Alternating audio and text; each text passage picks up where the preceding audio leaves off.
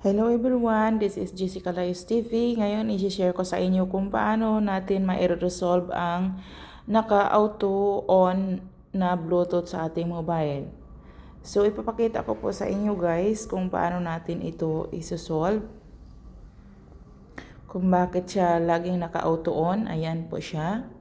Lagi siyang naka-auto on. So, ito guys, aking ipapakita sa inyo, ating i-resolve sa inyo.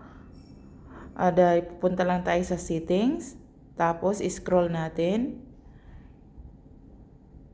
Scroll po natin, punta tayo sa location. Ayan. Pagkatapos ng location, dito naman sa location services, i-click natin itong location services. Pagkatapos, atin itong i-click, i-scroll natin ng konti. Ayan, itong Wi-Fi scanning. Ito po yung dahilan bakit naka-on natin. I-off natin ito.